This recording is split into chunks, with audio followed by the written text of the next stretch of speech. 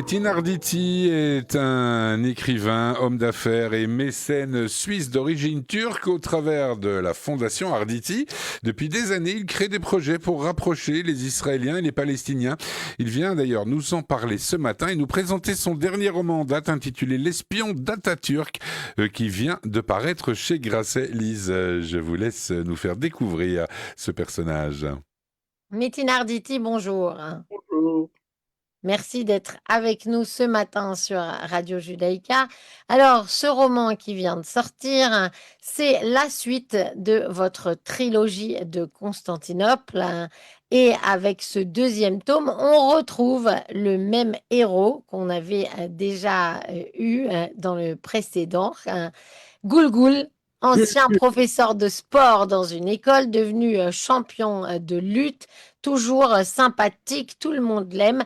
Mais franchement, Metin Arditi, il a une identité compliquée, votre héros. Un père juif converti à l'islam, calligraphe du sultan, une mère chrétienne, et en plus, là maintenant, il se complique la vie en devenant espion. Oui, alors il a une identité qui est, vous l'appelez compliquée, c'est votre choix. Moi, je l'appelle riche parce qu'elle incarne euh, l'harmonie qui régnait pendant des siècles à Constantinople entre les différentes communautés. Et cette harmonie qui était du reste, je ne veux pas déplacer la discussion, mais qui existait aussi au Proche-Orient pendant des siècles entre arabes, juifs et chrétiens, euh, étant précisé que les juifs et les chrétiens étaient des arabes. Ils parlaient arabe, mangeaient, se vêtaient arabe. Donc, ce n'est pas la même situation qu'aujourd'hui. Mais enfin, à Constantinople, il y avait cette harmonie et Gulgul, qui est un personnage de fiction, forcément, c'est un symbole. Et pour moi, c'est le symbole, et tout le monde l'aime, vous l'avez dit. D'ailleurs, il y avait un article dans Le Point, signé Marine de Tilly, qui disait non, non, non, non, c'était pas, non, non, c'était dans Elle. Je crois que c'était Virginie Bloch-Lenné, qui disait comment ne pas aimer Gulgul. C'est vrai que Gulgul n'a aucun a priori, il est là, il incarne avec beaucoup de naturel toutes ces origines différentes, et puis il se retrouve évidemment un jour à devoir espionner en Suisse dans l'entre-deux-guerres, là où il y avait effectivement les débuts du grand antisémitisme et de l'hégémonie germanique. Il est là, il l'écoute pour compte d'Atatürk qu'il a pris en affection. Alors justement, Metin Arditi, est-ce que ce moment de la fin de l'Empire ottoman et de l'ascension d'Atatürk, à quel point c'est important historiquement pour les gens qui connaissent moins que vous la Turquie et pour l'Europe et pour faire le lien avec aujourd'hui, est-ce que Recep Tayyip Erdogan ne se prendrait pas un peu pour Atatürk? Qui ça, Erdogan? Oui. Bon, Erdogan n'a pas très bonne presse en Europe. C'est le moins qu'on puisse dire. Mais il a compris son pays. Et moi qui suis, je peux le dire, un enfant d'Atatürk, c'est-à-dire que mes toutes premières années en Turquie, Atatürk était absolument adulé. Je crois qu'Erdogan a mieux compris son pays qu'Atatürk, parce qu'Atatürk a voulu, et encore il y a un siècle, lorsque la population turque musulmane était très très peu alphabétisée, il a voulu faire de son pays un pays occidental et du citoyen turc un occidental. Dans le même moment, euh, alors qu'il a créé la République, donc après la débâcle complète de l'Empire ottoman, il a réussi à recoller les morceaux, principalement dans le cadre du traité de Lausanne en 1923. Donc il a créé un État et il voulait créer une nation, c'est-à-dire il voulait que les populations de cet État fassent nation. Eh bien, il n'a pas réussi.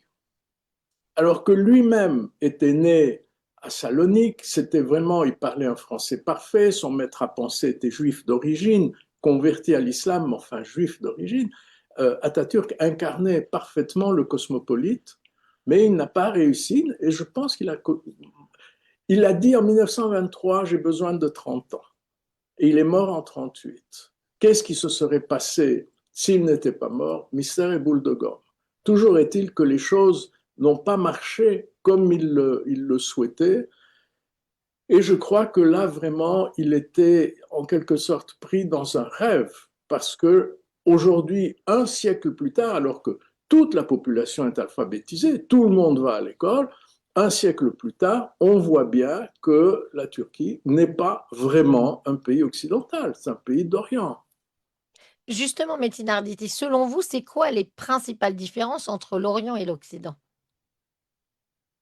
Ah là là, c'est une question, on a combien d'heures? Je raconte dans le premier tome de cette trilogie, dont le troisième tome va sortir au mois de mai. Dans le premier tome, intitulé Le danseur oriental, je raconte une conversation entre un commerçant turc juif et un antiquaire vénitien. Et le commerçant turc juif lui dit, l'Orient ne comprendra jamais, l'Occident ne comprendra jamais l'Orient. Et il lui donne un exemple. Il dit, vous voyez, chez vous, lorsque vous racontez un conte, vous dites il était une fois, ou dans n'importe quelle langue, once upon a time, es war einmal, etc. Chez nous, en Turquie, on dit bir varmış bir yokmuş, c'est-à-dire une fois il était et une fois il n'était pas. C'est-à-dire que la relation entre l'oriental à l'égard du mystère est totalement différente que celle de l'occidental. L'occidental n'aime pas le mystère. Alors vous me direz, en Occident, là où les religions principales sont les religions chrétiennes. D'où viennent-elles? Elles viennent d'Orient et elles sont imprégnées de mystère. Il n'y a que ça. Il suffit d'écouter le pape. Et donc, il y a quand même une différence fondamentale entre une civilisation qui est fondée sur la raison. Alors on dit civilisation judéo-chrétienne, ok, mais ça, même ça se discute. Il y a une très grande influence dans la civilisation occidentale de la pensée grecque. La pensée grecque n'est pas spirituelle. Et absolument pas. Les dieux grecs étaient des hommes comme tout le monde. La seule différence, c'est ils ne mouraient jamais. N'est-ce pas? Ils étaient éternels, c'était leur force.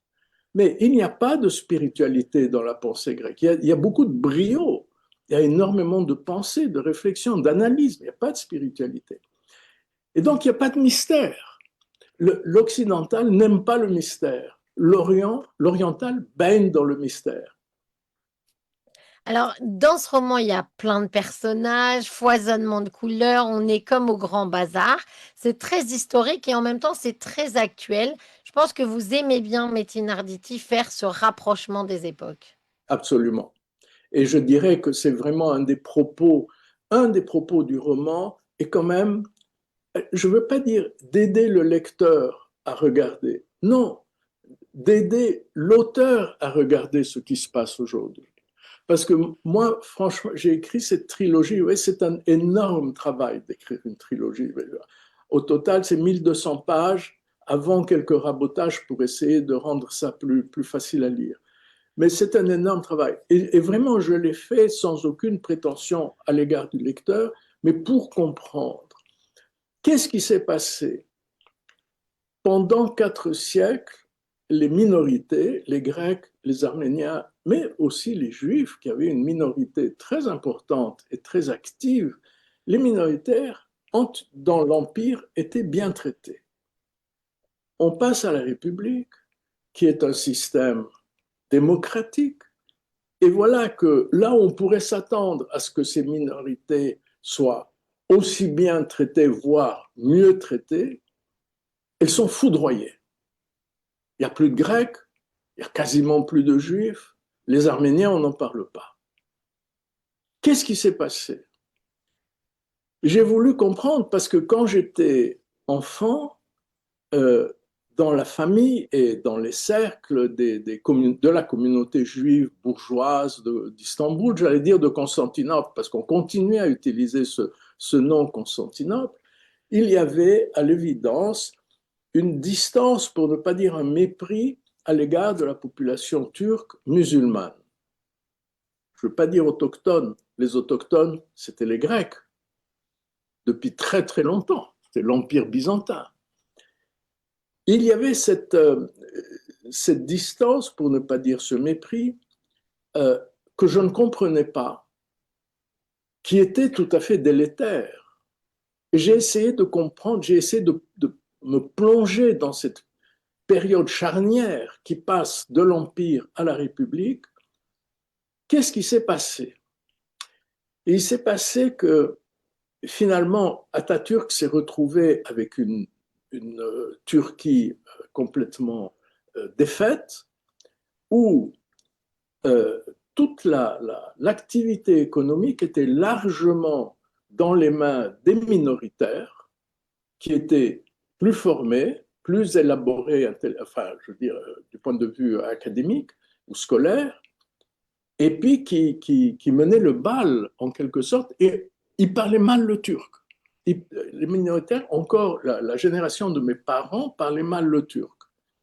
Alors il avait, et ça c'est assez tragique ce qui s'est passé, parce que par exemple, au traité de Lausanne, la communauté grecque qui était immense, il y avait 2,5 millions de Grecs, il y en a 2000 aujourd'hui, mais il y avait 2,5 millions il y a un siècle. Elle a obtenu que ces écoles, a obtenu de haute lutte que ces écoles continuent de pouvoir enseigner le grec, mais il n'y avait pas d'obligation d'enseigner le turc. On voit le résultat. Donc, il y a eu une suite de mauvais calculs de part et d'autre qui ont fait que ces minorités étaient très facilement ostracisées. Alors, on peut faire une étude historique des minorités juives dans l'histoire et dans la géographie. Quel était le problème principal? C'est qu'on les distinguait. Et donc, ça devenait des boucs émissaires immédiats dès qu'il y avait un problème. Politique, économique, social, c'était très facile. Ils étaient là, ils étaient facilement distinguables. Ils n'étaient pas à même de mener une rétorsion. Il n'y avait pas d'armée juive. Et ce qui s'est passé, on le sait. Donc, il y a eu une suite de mauvais calculs qui fait que finalement, ces minorités ont été balayées, ont été laminées. Et j'ai essayé de comprendre ce qui s'est passé dans la tête d'Atatürk, qui était quand même un cosmopolite et qui s'est retrouvé devant une tâche qu'il s'est fixée, qui à mon avis était une erreur, à mon humble avis, de vouloir faire du turc un occidental. Un siècle plus tard, on voit que l'erreur est très nette. Voilà. Eh bien, ça nous manque de temps, Metin Arditi. Il nous faudra une prochaine interview pour continuer. Ça tombe bien que vous ayez un prochain tome à venir dans quelques mois. On en reparlera et aussi de la relation entre la Turquie et Israël qui est compliquée et de tous vos projets pour rapprocher les Israéliens et les Palestiniens que je voulais aborder et qu'on n'a pas eu le temps de faire aujourd'hui. Merci beaucoup d'avoir été avec nous. Je rappelle que L'espion d'Atatürk vient de paraître chez Grasset. Deuxième tome après Le danseur oriental. On attend la suite avec impatience. Bonne journée à vous, à bientôt. Au revoir, Lise.